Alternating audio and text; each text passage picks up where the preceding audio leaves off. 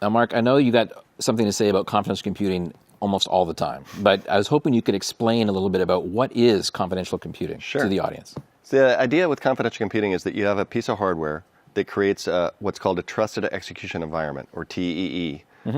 It's also known as an enclave. And this is effectively a black box. You can put code inside this box, and then the TEE can provide an attestation about what that code is to something outside. And that allows somebody outside to establish trust in that code. Like, I know the code is supposed to be this application, and I trust it to process my data securely.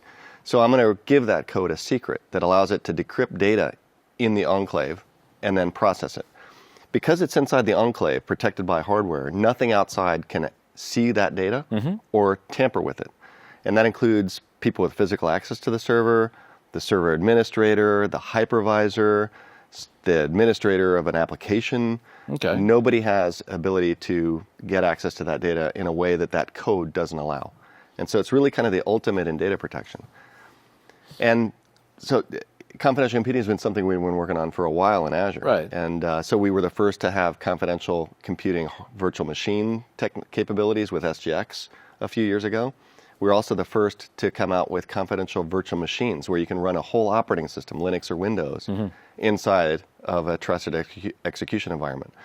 And we've been driving other innovations in hardware, as well as launching services like a managed HSM service that's built on top of confidential computing. Right.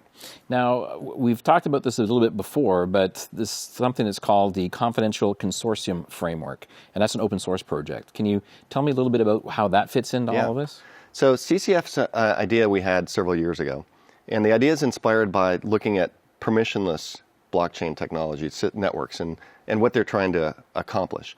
They're effectively trying to have decentralized governance and decentralized operation of some application.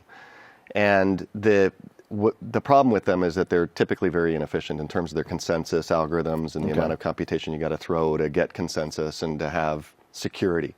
With confidential computing, you trust the code and you trust the trusted execution environment. And this allows you to establish these very high confidentiality, high integrity, immutable systems very efficiently.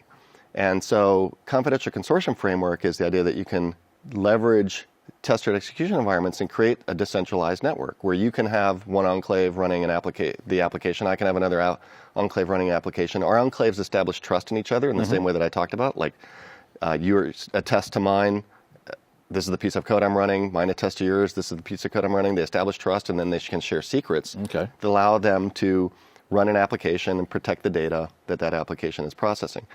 And then we can have, built on top of it, governance, where you and I, both as operators in this consortium, have votes on what those upgrades to that code, on the way that code operates. For example, adding users to the network, kicking users out of the network, all of that can be implemented through what's called a constitution. CCF makes it really easy to stand up those kinds of networks for decentralized operation, decentralized governance. Now, this sounds like it's going to be getting more and more complex the bigger and broader that we get, but is there something that we have that can make this easier for people to go out and use?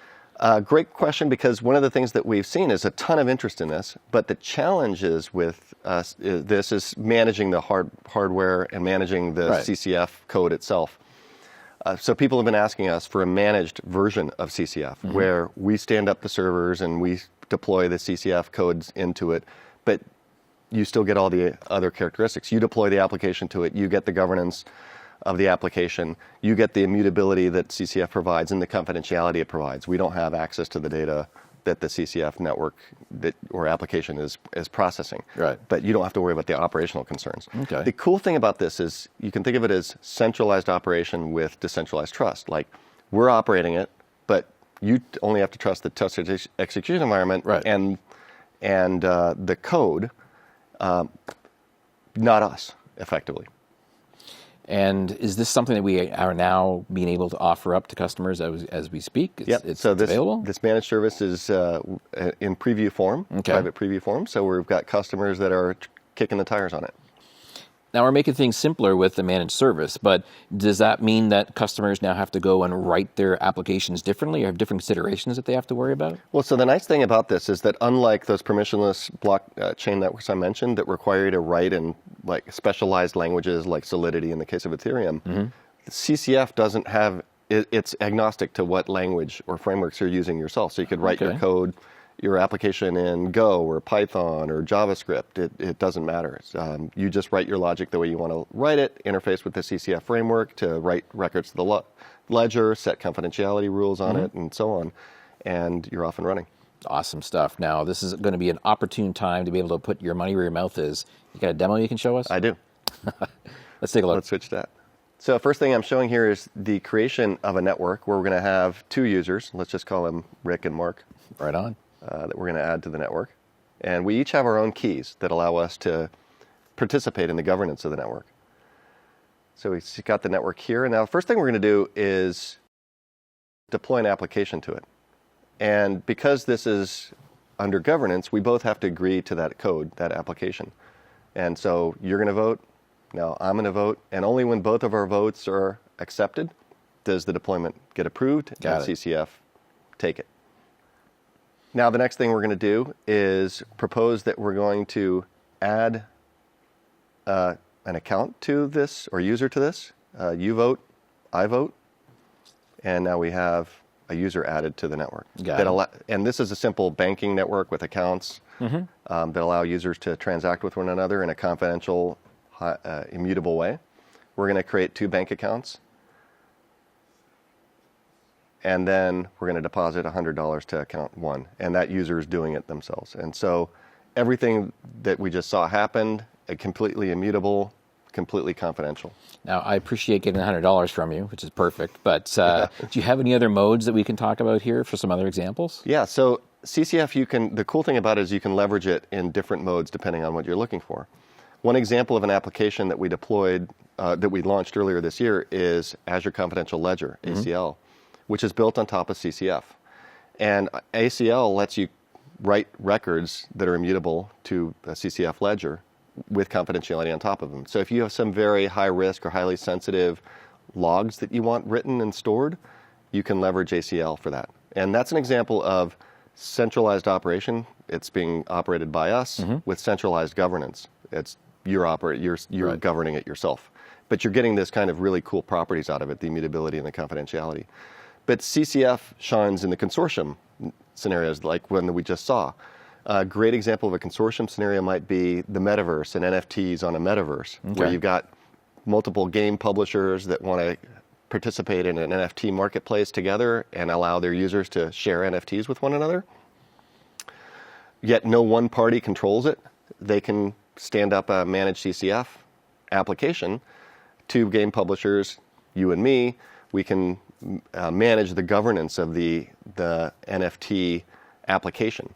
And so agree on the rules to it. So neither one of us control it. And the users that participate in it then get the benefit of their NFTs can be sold and traded with one another and adhere to certain standards.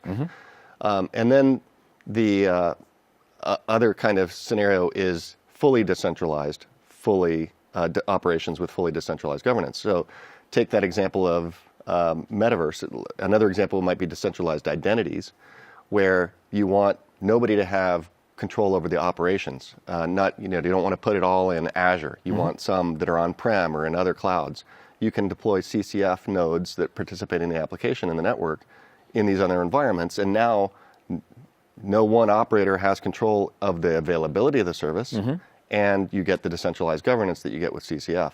So those kind of 3 points on the spectrum, going from centralized operation, centralized governance, decentralized governance, centralized operation, decentralized, with those kinds of examples. And so we've seen a ton of interest. Callistone's a customer of ours that basically asked us, one of many, for a managed CCF service. They're creating a decentralized governance mutual fund exchange on top of CCF. Right. Now, where can customers go today to go and try this out? So they can go to aka.ms, mccf-request, and sign up for the private preview. Thanks, man. Thanks for chatting.